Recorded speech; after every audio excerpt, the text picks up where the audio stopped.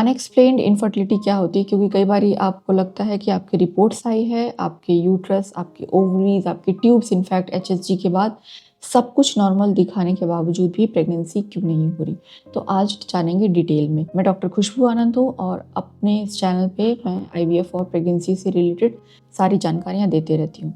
तो सबसे पहली चीज़ तो अनएक्सप्लेन्ड इनफर्टिलिटी जो वर्ल्ड डेटा निकाला गया है, वो आमतौर पे 25 से 30% महिलाओं को मतलब कई बारी हस्बैंड्स रिस्पॉन्सिबल होते हैं, कई बारी सिर्फ लेडीज़ रिस्पॉन्सिबल होती है, कई बारी दोनों भी रिस्पॉन्सिबल होते हैं और कुछ केसेस में दोनों की सारी रिपोर्ट्स नॉर्मल होने के बावजूद भी प्रेगनेंसी नहीं होती है, तो अनएक्सप्लेन्ड इनफर्टिलिटी।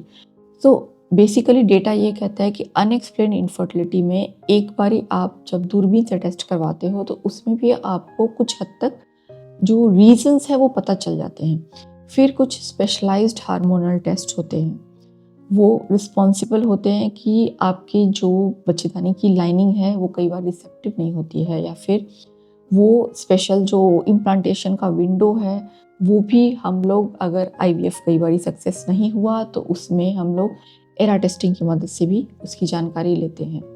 दूसरी इम्पोर्टेंट चीज़ है कि बहुत सारे केसेस में देखा गया है अगर किसी भी मेडिसिन से या फिर दवाइयों से या इंजेक्शन से भी इनफैक्ट अगर आईयूआई भी काम नहीं करता है तो अनएक्सप्लेन्ड इनफर्टिलिटी का एकमात्र इलाज आईवीएफ होता है, टेस्ट ट्यूब बेबी।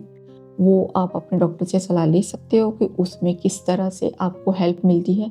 या फिर अगर कुछ लोगों को प्रेगनेंसी तो रुक जाती है बट कई बार ये होता है कि 1-2 महीने हो गए या 2-3 महीने हो गए, मिसकैरेजेस बार-बार होते रहते हैं, तो ऐसे कंडीशन में हो सकता है आपको एंटीफॉस्फोलिपिड एंटीबॉडी सिंड्रोम, मतलब कि बच्चेदानी का जो ब्लड है वो स्टिकीनेस उसमें ज़्यादा है, उसकी वजह से भी या तो प्रेगनेंसी रुक नहीं पा रही है या फिर बार-बार वो अबॉर्शन हो जा रहा है। तो उसमें आपको आईवीएफ में किस तरह से आप अपने एज के अनुसार, अपनी बच्चेदानी के लाइनिंग के अनुसार सक्सेस को मैक्सिमम कर सकते हो, मेरे चैनल पे आईवीएफ से रिलेटेड सारी जानकारियाँ दी गई है, आप उस पर विजिट कीजिए।